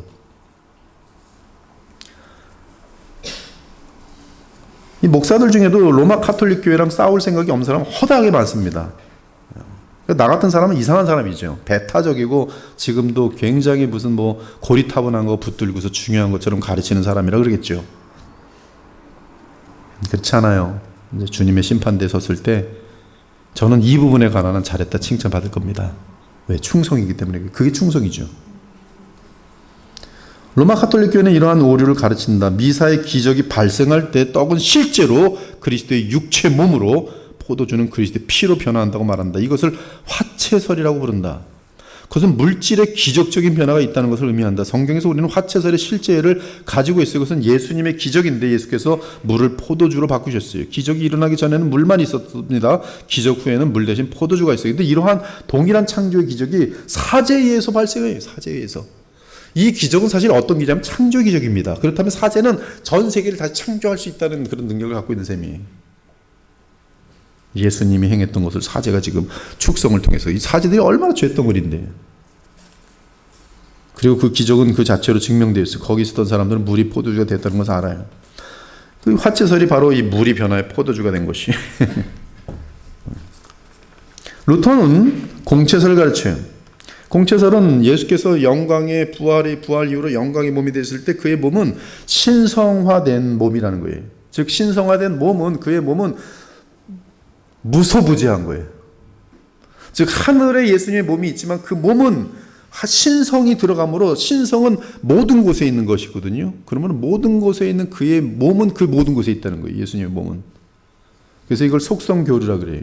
이것이 이 루터교에서 가르치는 공채설이에요. 즉 성례가 집행할 때 떡은 여전히 떡으로 남아있고 포도는 여전히 포도주로 남아있지만, 그러나 어느 순간에 떡과 포도주 안에, 옆에, 밑에 그리스도의 물리적인 실제 몸과 피가 존재하게 된다는 것이, 이 이유는 바로 예수님의 영광의 몸은 신성이기 때문에, 그래서 신성의 속성이, 무소부재함의 속성이 예수님의 몸에 나타난다는 것이, 그래서 이들은 물리적인 세계와 영적인 세계의 어떠한 창조주의 세계와 피조물의 세계에 그냥 그걸 다 합쳐버립니다. 그래서 그 예는 이제 쇠막대기가 불 속에 놓일 때 열이 쇠막대에 있게 되는 것과 흡사한 것처럼, 신성이 바로 그리스도의 영광의 부활체의 몸에는 다 넘어갔다는 것이 속성 교류로, 속성 전달로, 그래서 여러분 속성 전달이라는 것을 또 잘 배우셔야 돼요. 이번에 종교개혁 신학에 보면은 한참 그 중세 시대 때 굉장히 많이 따지고 종교개혁 때 굉장히 많이 따진 게 이제 속성 교류라는 그런 부분들이 속성 전달 이런 것들은 이제 여러분들이 구별하셔야 돼요. 그러나 우리는 개혁주의는 리폼 그 예수님의 부활한 몸도 물리적인 몸이 영광의 이런 몸이 어마어마한 능력을 갖고 있음이 분명할 거예요. 천사들도 능가하는 그런 능력을 갖고 있을 것이 분명히. 그러나 그럼에도 불구하고 우선 피조에 속한 몸이에요. 즉 공간과 시간을 초월하지 못해요. 무소부재할 수가 없어요. 그러므로 그 몸은 하늘에 올라갔던 그대로 다시 내려오실 것이 그것이 바로 재림이 이런 것들을 흔들어 버린 것이 바로 루터교의 공채설이. 이 두 가지 견해, 즉 로마 카톨릭 또는 루터교에 따르면 사람들은 신체적이고 육체적인 방식에 따라 그리스도의 몸과 피에 참여하는 것이다. 그리스도의 이 성찬을 떼는 것은, 성찬을 먹는 것은 실제 그리스도의 몸과 살에, 실제 몸과 살에 어떤 몸 하나는 완전히 이것이 그냥 그 자체가 되는 것이고, 하나는 나는 모르지만 지금 여기에 예수님의 몸이, 하늘에 계신 몸이 여기 지금 그 몸의 그 신적인 속성 때문에 여기 그 주님의 실제 몸이 와 있다는 거예요. 몸이. 즉 그건 실제 문자 그대로 사람을 먹는 식인종처럼 그리스도의 몸을 먹고 그분의 피를 마시는 것이라고 말하는 거예요. 이런 잘못된 두 가지 견해에 반대하여 개혁주의 견해는 물리적으로 존재하는 것은 떡과 포도주뿐이라고 말해요. 즉 상징이 또 인친 것이, 참된 믿음으로 이러한 표징들과 상징들을 받는 사람들만이 그리스도의 단번의 희생 제물이 되신 유익에 영적으로 참여하게 된다. 그래서 어거스틴 한때 가룟 유다가 주와 함께 떡을 먹었지만 떡과 함께 주를 먹지는 않았다. 되게 중요한 표현이죠. 어거스틴은 이러한 흥미로운 방식으로 물리적인 표징과 인침 그리고 믿음으로 받는 영적 유익 사이에서 필수적인 구별을 하였다. 구별이 돼요. 거의 맞물려 있지만 반드시 또 맞물려 있는 것만 아니에요. 이것이 올바른 견해다. 제자들이 이 만찬에 처음 참여했을 때 그리스도의 몸과 피는 변하지도 않았고 떡과 포도주 안에 있지 않았으며 그의 몸과 피는 떡과 포도주를 그들에게 주신 예수 그리스도라는 사람 안에 있었다. 즉 예수님의 살과 피는 예수님께 있었고 예수님이 주는 떡과 잔은 이것이 예수님의 피와 살이 아니잖아요. 지금 예수님의 살과 피를 상징하고 있을 뿐이지. 그리고 그는 그들에게 포도주를 주셨지만 자기 혈관 안에 있는 자신의 피를 마시도록 주시진 않았어요. 제자들이 잔을 마실 때 예수님의 피를 마시면서 이게 예수님 피를 먹었네 이랬겠습니까? 그래서 오랜 시간 후에 사도는 말하였다. 우리가 축복하는 바 축복의 잔은 그리스도의 피에 참여함이 아니며 우리가 떼는 떡은 그리스도의 몸에 참여함이 아니냐. 이때 이 피와 떡이 실제 예수님의 피와 예수님의 살입니까? 아니란 말이에요. 그러나 믿음으로 참여하면서 연합을 의미하는 것이죠. 너희가 이 떡을 먹으며 이 잔을 마실 때마다 주의 죽으심을 그가 오실 때까지 전하는 것이니라. 즉 이 떡과 잔이라는 것은 예수 그리스도와의 어떤 복음적인 그런 연합을, 그분의 복음으로 말미암은 그의 속량으로 말미암은 효력을 받아 누리게 되는 그러한 내용인 것을 금방 알 수가 있어요. 합당하게 받음. 이러한 이유로 요리 문답은 바울의 가르침을 따라 주의 만찬을 합당하게 받는 것에 주의를 기울인다. 즉 이것은 실제 예수님의 피와 살을 마시는 것이 아니기 때문에 무엇이 필요합니까? 이것이 상징하는 것에 대한 실제에 대한 자세한 설명 및 설명에 대한 무엇이 필요해요? 믿음이 필요해요. 이것은 복음을 믿는 것과 동일해요. 복음을 믿지 않는 사람은 이 성찬에 대해 담긴 메시지도 믿지 않을 것이지만 복음을 받아들인 사람들은, 듣는 복음을 받아들인 사람들은 성찬에 대한 예수님이 제정하신 이 복음의 의미를 그들은 성찬을 통해서 쉽게 받아들여요. 즉 믿음이에요. 성찬이 상징하고 있는 그 실제에 대한 믿음, 예수님의 십자가의 죽으심과 그의 부활하심 그리고 성령으로 그 효력을 우리에게 주심에 대한 믿음이 성찬과 함께 이해되어지면서 그 은혜의 효력을 누리는 것이죠. 바로 이것이 자신을 살필 내용이에요. 나는 이것을 믿는가 믿지 않는가, 이것이 제일 중요해요. 나는 예수 그리스도 하나님의 아들이며 그분의 죽으심이 나를 위한 것인데 그 내용을 성찬이 담고 있다고 믿는가 믿지 않는가? 이것이 지금 나를 살피는 가장 중요한 핵심 내용이에요. 나의 도덕적인 점검을 하는 게 아니라, 그렇죠? 나의 의를 점검하는 것이 아니라 나의 어떤 내가 결심한 부분을 실패했기 때문에 부자격이라고 스스로 판단하는 것이 아니라 이것이 담고 있는 메시지를 나는 이해하고 있으며 그렇게 지금 이해하고 믿음으로 이 복음을 지금 나오는가. 어떤 사람은 주일날 교회 안 와요. 왜 안 옵니까? 일주일 내내 죄만 많이 져서 오늘 교회 안 가겠대요. 언제 올 거예요? 다 잊어먹고 나서. 한 3주 정도 안 와요. 그러면 이제 까먹는 거죠. 그때쯤 되면 다 까먹고 이제 슬슬 와요. 그럼 뭐예요? 이건 죄가 해결된 게 아니라 죄가 그냥 짓눌려서 까먹은 거죠. 그 사람은 그 죄성이 그냥 묶여 있습니다. 성경 뭐라 그래요? 죄 있는 자들아 내게로 오라. 그날 죄를 졌으면 더 많이 와야죠. 더 많이 와서 빨리 죄 씻음을 받고 죄 사함을 받고 그리고 또 죄를 이길 수 있는 그 은혜를 받아야 될 거 아니겠어요? 죄를 다시는 짓지 않기 위해서 더 많이 예배드리고 더 많이 주님과 동행해야 될 거 아니겠어요? 근데 인간들은 그렇게 안 그래요. 근데 예배 때도 그런 자세를 취하는 동일하게 성찬에도 꼭 그래요. 그게 바로 자기의 피와 살을 먹고 죄를 먹고 마시는 거예요. 이러한 점에서 우리는 성경에서 합당하지 않게 먹고 마시는 것이 무엇을 의미하는 것인지를 이해할 수 있다. 어떤 사람들은 이 말씀을 누군가는 주회상에 올 자격이 없는 것으로 받아들였다. 그렇죠. 나는 지난 뭐 이렇게 했으니까 뭐다. 그런 사실 주의 만찬에 올 자격이 있는 사람은 아무도 없다. 모든 사람이 죄를 범하였으면 하나님의 영광에 이르지 못하더니 합당하게 먹고 마시라는 것이 하나님의 축복을 받을 만하게 행하라는 의미가 아니다. 오히려 그 말은 합당한 마음가짐, 즉 믿음이 있는지, 성찬에 합당하게 참여하는 사람들은 자신들이 합당하지 않은 죄인들임을 알고, 그래서 성찬을 진심으로 대하는 자들은 이 성찬이 얼마나 거룩한 예식인지 알고 성찬을 통해서 하나님께 나아가는 것임을 알고, 나는 이 자리에 올 자격이 없는데 누구 덕분에? 예수 그리스도의 속량과 그분의 대제사장 되심 덕분에. 그것을 어디서 느껴요? 성찬을 하면서 느껴요. 눈물을 뚝뚝 떨어져요. 죄인 중에 괴수, 그럼에도 나를 받아주시는 주님 안에서 받아주시는 하나님의 사랑과 은혜, 감당할 수 없는 그 은혜. 손들고 주님 앞에 예수님 공로 의지하여 나아갑니다. 이것이 동일한 성찬에 대해서 바른 믿음의 자세예요. 이 자세가 아닌 모습으로 오는 것은 자기 죄를 먹고 마시는 거예요. 교만 또는 무지. 여러분이 이러한 지식을 가지고 있었습니까? 이러한 지식을 가지고 지금까지 성찬을 했습니까? 성찬을 도대체 무슨 의미를 가지고 지금까지 했습니까? 굉장히, 혹시 오늘 이 배움을 보면서 나는 그러고 보니까 죄만 먹고 마셨네?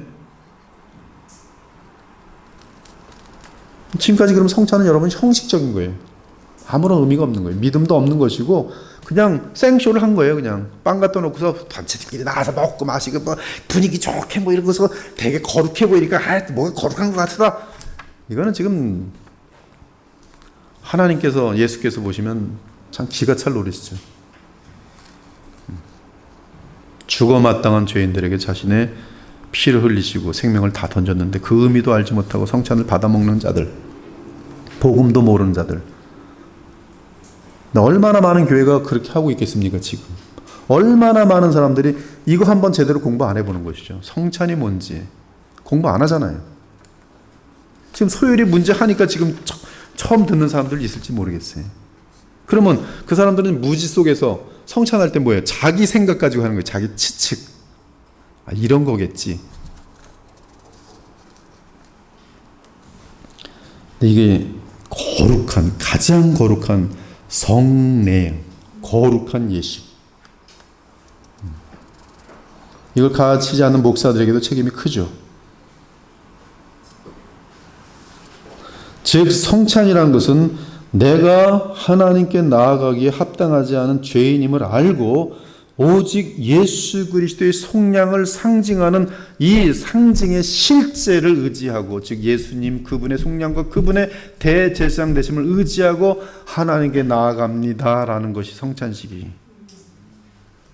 그것이 주의 몸을 분별하는 지식이 정확하여 복음과 떼어지지 않은 복음과 맞물린 보이는 비저블 가스펠이, 우리 중에 누구든지 나는 떳떳해서 하나님 보좌 앞에 담대히 나아갈 수 있습니다라는 사람은 직사밖에 없어요.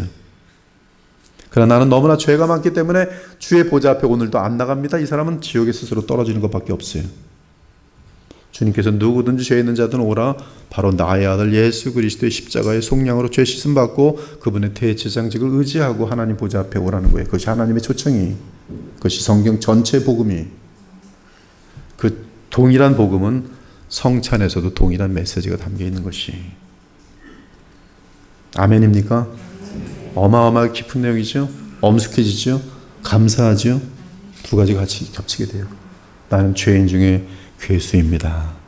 그러나 주의 공로 의지하여 또 주의 보좌 앞에 나아갑니다. 죄를 이길 수 있는 은혜와 주의 사랑을 베풀어 주옵소서.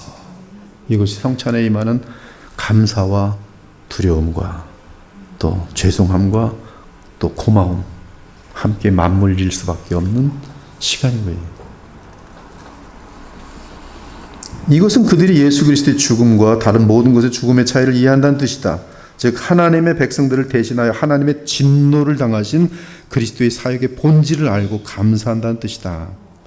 요컨대 이러한 것을 알고 성찬할 때는 눈물을 흘리는 사람이 많아요. 근데 이 눈물이 두 가지 의미예요. 하나는 감사하고, 하나님 항상 죄만 짓고 있는 내 자신에 대한 혐오와 미움과 통탄이에요. 근데 두 가지가 같이 나오면서 그때 성찬을 받을 때 주님이 보실 때 얼마나 그가 기특하겠어요. 얼마나 그가 아들을 의지하면서 아들 안에서 들어올 때 아들 안에서 보이는 그는 하나님 보실 때 얼마나 소중한 보배겠어요. 요컨대 그리스도의 고난과 죽음 안에서 우리의 죄를 위한 속죄를 인식하는 것, 그것이 성찬의 핵심이에요. 그래서 성찬에 참여할 합당한 자세를 가진 사람은 참으로 자신이 얼마나 무가치한 존재인지, 거꾸로 나는 지난 2주 동안에 나는 떳떳해서가 아니라 그럼에도 불구하고 나는 원래 나갈 수 없는 얼마나 무가치한 존재인지를 알고 그렇게 사랑하는 아들을 선물로 주신 하나님께 감사하는 마음으로 가득 차 있는 사람, 하나님께서 구하시는 제사는 상한 심령이라 하나님이여 상하고 통회하는 마음을 주께서 멸시하지 아니하시리다. 그렇다면 그리스도께서 죄인들을 위하여 행하신 것을 인식하거나 아는 것만으로는 충분하지 않다. 내가 그와 바른 관계를 갖고 있는지를 알기 위해서 내 마음을 들여다봐야 한다. 즉 내가 죄가 걸리는 것이 있으면 회개하면 될 것이고, 그리고 그리스도를 믿고 의지하면 될 것이, 상하고 통회하는 마음과 우리를 대속하신 그리스도를 믿는 믿음을 가지고 있는지, 참으로 통회하는 회개의 마음과 믿음을 가지고 있는지, 이것이 성찬을 대할 때의 중요한 믿음의 자세죠. 그리고 의지를 순종을 하려고 마음을 각오를 하고 있는지, 또 실패하겠지만 진심으로 이제 주의 뜻을 따르길 원합니다. 근데 내가 지금까지 경험을 봤을 때 또 실패하더군요. 주님, 그러므로 주의 성령으로 나를 붙들어 주옵소서. 이 성찬이 주의 성령으로 충만케 하시는 그러한 주님의 은혜의 방편이 되게 하옵소서. 성찬이 뭐라고요? 은혜의 방편이, 방편. 한편 이렇게 살피는 과정에 많은 사람들이 믿음, 회개, 사랑 그리고 새로운 순종에 있어서 부족을 느끼며 성찬에 참여하는 것에 큰 회의를 느낀다. 이때 우리는 성경이 실제로 요구하는 것에 대해 잘못된 이해를 가지면 나는 안 돼, 자격이 안 돼 하면서 성찬을 받지 않으면 이게 바로 이제 굉장히 어리석음인 것이죠. 주님은 무슨 네가 완벽해야 받는다고 누가 그럽니까? 바울도 오라 나는 공고한 사람이로다. 이 사망의 몸에서 누가 나를 건져내랴. 명백하게도 그도 회개와 믿음과 순종에 있어서 부족함을 느꼈습니다. 그도 자신이 마땅히 이르렀어야 할 자리로부터 멀리 떨어져 있다고 느꼈습니다. 그렇다면 바울은 왜 성찬에 나아가고자 했던 것입니까? 그는 그리스도께서 죄인을 구원하시러 세상에 오셨음을 알았기 때문에, 여기다 별표하셔야 돼요. 이것이 아멘입니다. 이게 복음이에요. 즉 성찬은 나 같은 죄인을 구원하러 오신 예수님 그분의 공로 의지하여 주의 보좌 앞에 나아갑니다. 그는 자신이 비록 불쌍한 죄인이지만 그리스도는 그의 희망이요 기쁨임을 알았다. 이 일을 다르게 말하면 비록 그는 자신의 내면에 하나님의 은혜의 이러한 증거들이 미흡함으로 인해 탄식했지만 그러나 여전히 그리스도와 그의 완성된 사역의 혜택이 없이는 실패할 수밖에 없음을 알고 있었다는 뜻이다. 오직 그리스도 덕분에 하나님 앞에 나아가는 것이다. 다시 말해 우리가 주로 관심을 가져야 하는 것은 이러한 은혜가 얼마나 발전했는지에 대한 정도가 아니라 이러한 주를 향한 실제 믿음이, 회개가, 또 감사가, 복음에 대한 이해가 있는가 하는 것이. 정말로 위험에 처한 사람은 이러한 생각 없이, 아무 지식도 없이 남들이 하니까, 아니면 자기 의를 떳떳이 내세우면서 주님 저는 지난 2주 동안 담배 안 피우고 왔습니다, 이런 자세죠. 이런 성찬에 나오는 사람이다. 그러한 사람은 스스로를 의롭다 생각하며 성전에 들어가는 옛 바리새인과 같다. 바리새인이. 그러나 우리가 본받아야 될 사람은 하나님이요 불쌍히 여기소서 나는 죄인으로서이다. 그리고 성찬을 받는 사람이. 최종 결과 만약 우리가 죄사함과 죄 씻음의 필요를 느끼고 또한 주를 위해 더 온전하게 살 수 있도록 하나님의 능력의 필요를 느끼며 성찬에 나아간다면 참 아름다운 그림 같아요. 죄사함, 죄 씻음, 그리고 하나님 앞에서 바르게 살 수 있길 원해서 성찬에 나아간다면 이게 너무나 잘 핵심을 담은 것 같아요. 죄 씻음 받고 바르게 살고 싶은데 바르게 살 수 있는 은혜를 다 이 성찬에 나아간다면 지금 내 모습 이대로 근데 뭐만 있어요? 나는 죄인이고 오직 주님만이 나를 도우실 구주라는 분명한 인식 가운데 성찬에 나온다면, 그 도와주시기를 바란다면 그것이 복음의 능력이 그에게 임하게 되는 계기가 되겠죠. 이처럼 우리는 성찬에서 떡을 떼고 포도주를 받으면서 우리의 구원이 그리스도와 그분의 완성하신 사역에 달려있다는 사실을 새롭게 한다. 참 아름다운 복음입니다. 오늘 너희는 하나님으로부터 나서 그리스도 예수 안에 있고 예수는 하나님으로부터 나와서 우리에게 지혜와 의로움과 거룩함과 구원함이 되셨도다. 아멘. 기도하겠습니다. 하나님 감사합니다. 우리의 지혜와 의로움과 거룩함과 구원함이 되신 주님께 감사합니다. 그 아들을 우리에게 보내신 하나님 아버지께 감사합니다.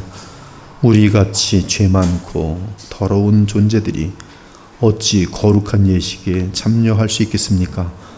그러나 그 예식이 상징하는 바가 우리 주 예수 그리스도의 십자가 속량과 하나님께서 허락하신 대제사장의 직분으로 말미암아 누구든지 대제사장께 와서 그분의 보혈로 죄사함 받으며 또 힘차게 바르게 살 수 있는 성령의 은혜를 입을 수 있는 그것이 오늘 성례에 다 담겨 있는 것을 알고 그 약속을 믿는 자들마다 그 효력을 누리는 것을 오늘 알게 되었으니 세례나 또한 성찬을 대하는 우리의 마음 자세가 말씀에 대한 바른 이해와 함께 믿음으로 나아가 주님께서 인치신 아름다운 복음의 능력들을 다 누릴 수 있는 하나님의 자녀들이 되어서 말씀 들리는 복음과 보이는 복음을 통해서 우리가 넉넉히 하나님의 은혜의 방편을 통하여 주께서 그리스도 안에서 베푸시는 한량없는 은혜를 누리면서 우리의 짧은 삶을 예수 그리스도를 닮아가고 하나님의 나라를 확장시키는데